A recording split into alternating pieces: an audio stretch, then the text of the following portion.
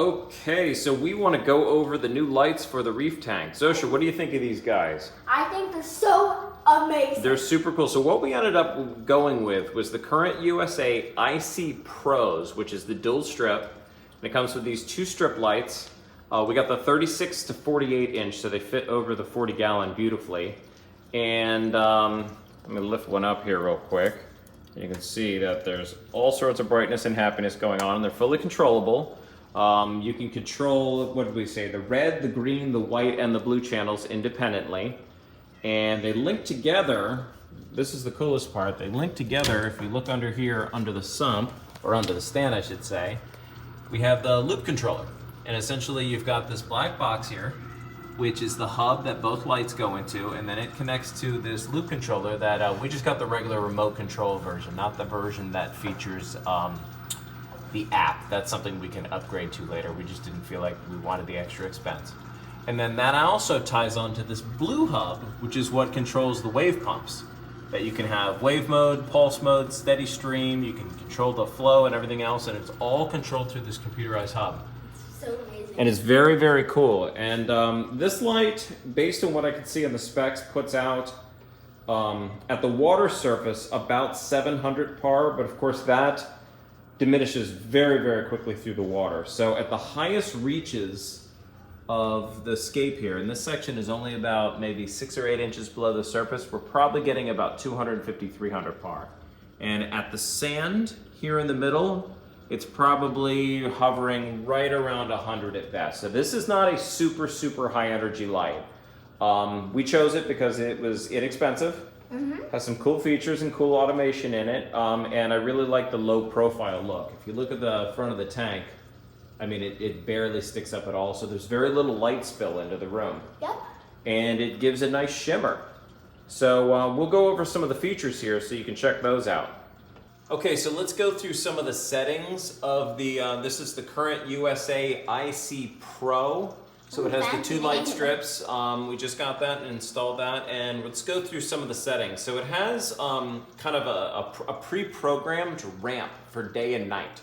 So it goes from dark, and then it actually ramps over 15 minutes to, let me get the right setting here, to the sunrise and sunset setting. Wait, that looks so... Oh, you hear that scratching in the back? That's Ginny trying to eat our That frogs. would look so weird with the red background. That would look weird, but we'll get to that, right? We'll get to that. And then it, after, let's see here, that this ramps up slowly over 15 minutes and then stays on for 1 hour. And then over 15 minutes, it ramps up to the daylight setting. I think we're gonna use. That's a bright day, and that's and you can control the red, green, blue, and white channels separately. This is actually the settings that they recommended for the middle of the day for coral growth, which is 100% blue, 29% red, 25% green, and 45% white. Well, just so you know. And then it ramps back down over, it takes 15 minutes to ramp back down to sunset. And then that sits there for an hour, and then you can change how long your daylight cycle is. You can adjust it. And then last but not least, it goes to moonlight setting, and that stays on for 6 hours before it goes dark.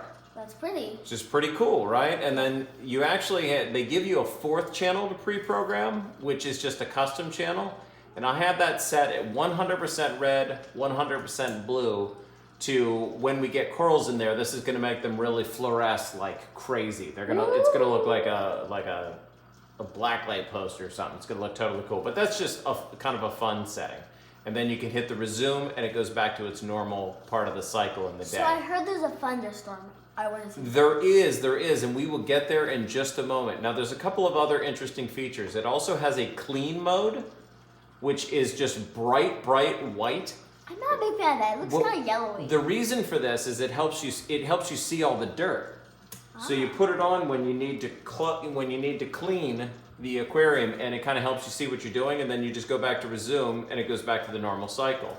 And then there's also a feed mode, which actually doesn't seem to look like much of anything different, to be honest. But that's okay. Anyway, there's a feed mode. There's one for both the light and the pump itself. So you can also do some special features like rolling clouds.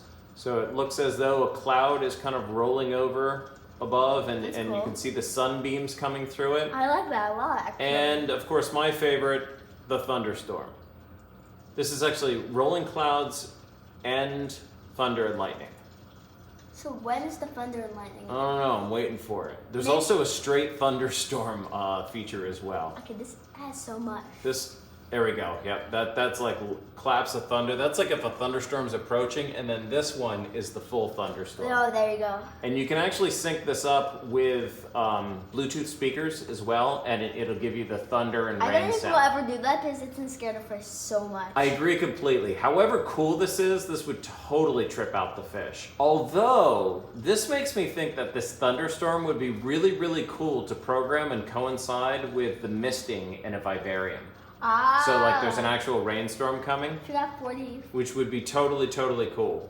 But Any other features? that's the gist of it. But and then you just put back on the regular one, and it goes back to the normal program. And that's what we're So going to Zosia, what do you think?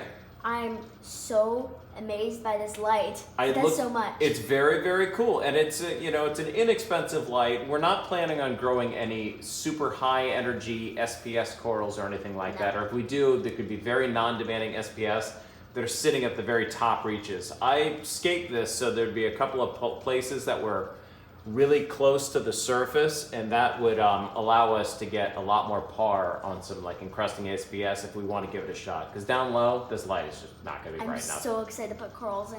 I think know. It's going to look amazing. We're getting there, but we should be able to do all of your euphyllia, your mushrooms, zoanthids, leather corals. High five. High five. Wow. All right, so that is the new light. I hope everybody enjoys it. Please leave us a comment if you have any questions, and we'll keep you up to date on the build. Make sure to subscribe.